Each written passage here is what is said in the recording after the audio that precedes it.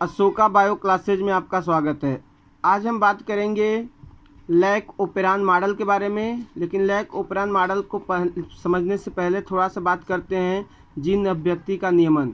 यानी हमारी कोशिका जो होती है, कोशिका में हमेशा नए जैसे प्रोटीन ये सब निर्माण के लिए पदार्थ हमेशा उपस्थित रहते हैं, लेकिन फिर भी हमेशा यानी हर समय प्रोटीन का संश्लेषण नहीं होता है। इसका मतलब ये हुआ कि जब आवश्यकता होती है तभी प्रोटीन का संश्लेषण हमारी कोशिकाओं में होता है। तो ये आशय निकल के आ रहा है कि प्रोटीन संश्लेषण के लिए कोई ऐसा जीन है जो उसको रेगुलेट करता है, आवश्यकता अनुसार बनाता है, नहीं आवश्यकता होती तो नहीं बनाता है। तो उसी को समझाने के लिए सन 1961 में जैकब और मोनट नामक दो वैज्ञानिक ने एक सिद्धांत दिया कि किस तरह से हम लोगों में जीन द्वारा नए प्रोटीन का संश्लेषण होता है, या जब ज़रूरत होती है तब प्रोटीन का संश्लेषण होता है। तो उसी को नाम दिया गया लैक ओपेरान। किसने दिया था? जैकब और मोनट ने 1961 में। लैक ओपेरान, ओपेरान जो शब्द है वो ओपेरान शब्द का मतलब ये है कि कुछ जीनों का समूह, कुछ जीनों का समूह होता है, उसी जीन के समूह को बोलते हैं ओपेरान।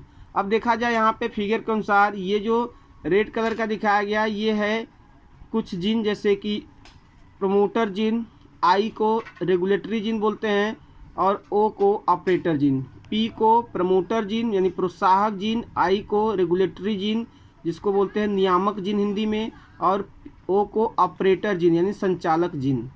ये जो तीनों जीन खंड है, इन तीनों जीन खंड को बोलते हैं नियंत्रक जीन। ये तीनों जीन खंड क्या कहलाते हैं? नियंत्रक जीन। और बाद में ये जो तीन जीन खंड दिखा रहे हैं जेड, वाई और ये, इनको बोलते हैं संरचनात्मक जीन। इनको संरचनात्मक जीन और इनको नियंत्रक जीन। अब बैक्टीरिया जो होता है, चूँकि ये बैक्टीरिया में अध्ययन किया जा चुका है और यूकैरियोटिक कोशिका में इसकी स्तर काफ़ी कठिन है, इसलिए अभी पूर्णतः अध्ययन नहीं किया जा सका है। तो यूकैरियोटिक कोशिका में नहीं बल्कि प्रोकैरियोटिक कोशिका में पूर्णतः अध्ययन किया गया है।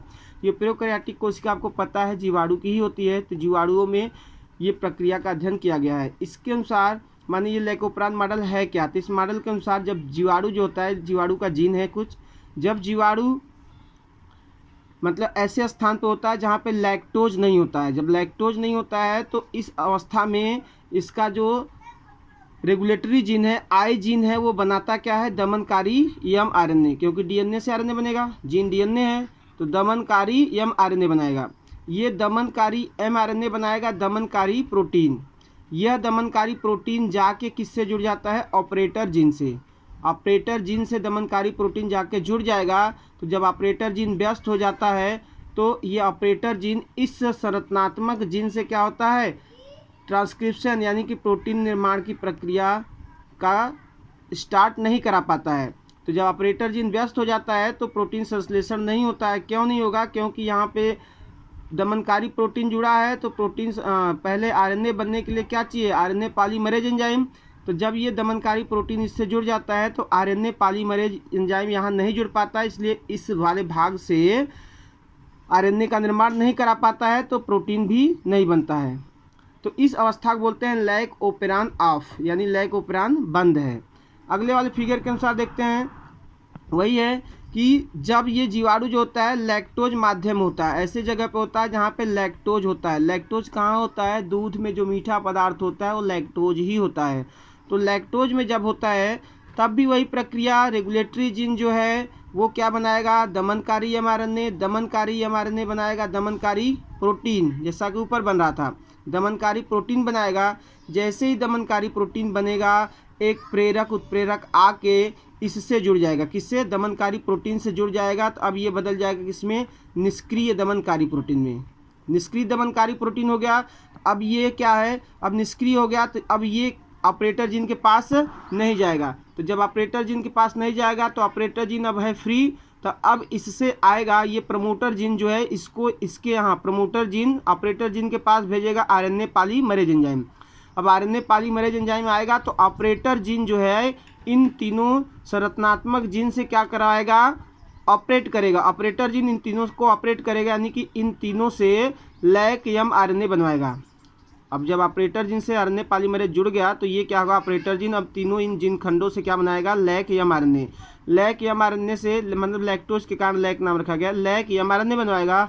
और ये आरएनए क्या बनवाएगा, प्रोटीन। प्रोटीन मतलब एंजाइम। ये जो वाई जीन खंड है इससे जो प्रोटीन बनेगा, मतलब एंजाइम जो बनेगा, फिलहाल एंजाइम प्रोटीन ही होते हैं, तो वाई जीन खंड से जो बनेगा एंजाइम उसका नाम रखा गया है बीटा गैलेक्टोसिडेज। इस बीटा गैलेक्टोसिडेज एंजाइम के द्वारा क्या होगा, जो लैक्टोज था, लैक्टोज को किस में तोड़ा जाता है, ग्लूकोज और गैलेक्टोज में। तो ये जो जीवाणु होते हैं, जीवाणु इस बीटा गैलेक्टोसिडेज एंजाइम के द्वारा ग्लूकोज और लैक्टोज को ग्लूकोज और गैलेक्टोज में तोड़ते हैं। तो इस ग्लूकोज का जो जीवाणु होता है अपने श्वसन में यूज करता है।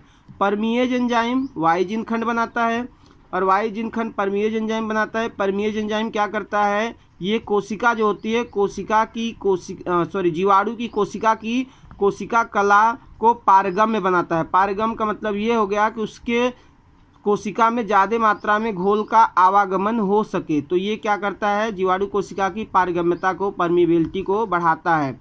और ट्रांसएसिलिटेज एंजाइम ये बनाता है ए जीन खंड, और ये जो है ट्रांसएसिलिटेज एंजाइम जो होता है बीटा गैलेक्टोसिडेज एंजाइम का सहयोग करता है ताकि लैक्टोज को ग्लूकोज और गैलेक्टोज में तोड़ा जा सके।